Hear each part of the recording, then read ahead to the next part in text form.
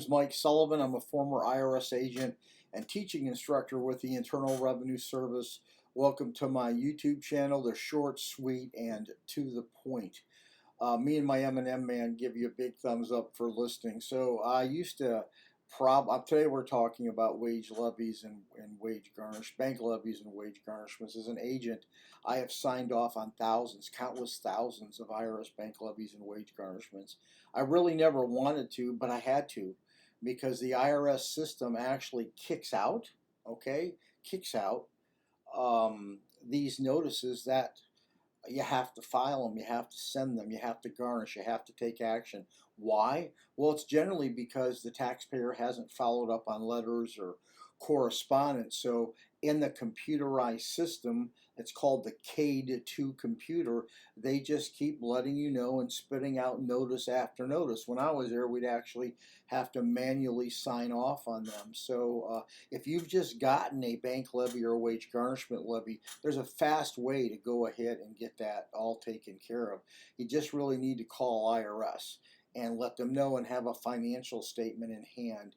If you owe a large debt and there's skeletons in your closet, don't do this yourself.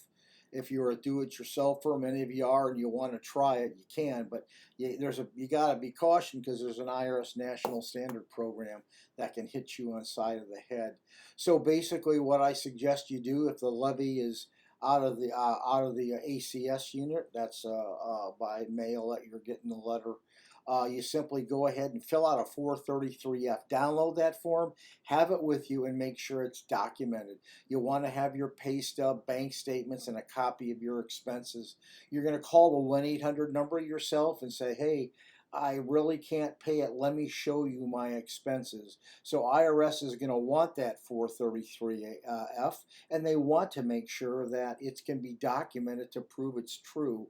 What they can do at that point in time is close your case right there with a hardship or a payment agreement, and they can send a levy notice to wherever got it. If you need it faxed, have a fax number handy. If it's an employer, give them the employer's fax number. If it's a bank, give them the fax number. But that agent on the other end of the phone, okay, can do that right then and there. There's usually two programs that are available to you if you want a fast levy release once you get IRS all the information, and that is, like I said, the hardship program you can't pay and the payment agreement. One thing you're going to have to make sure you do is have all your tax returns filed. IRS doesn't like working with people who returns aren't filed, so they may give you a date. If you can get them filed ahead of time, do that, and make sure you're current. What I mean by that is make sure you have enough withholding taken out or you have enough estimate taken out so IRS knows you've caused the problem. Lastly, when you call IRS, be aware of the IRS National Standard Program. What you don't realize is when you fill those forms out, IRS doesn't give you all the expenses you put down. IRS has certain expenses that they box you into, and that's called the national standards.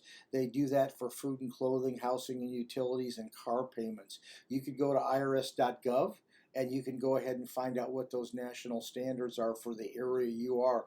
If you're over above the standard, IRS is going to give you a payment agreement, a higher payment agreement you'll want. So if you need any help, you know where me and my M&M man are. By the way, my M&M man gives me power because he's loaded with 12 pounds of candy. Thank you.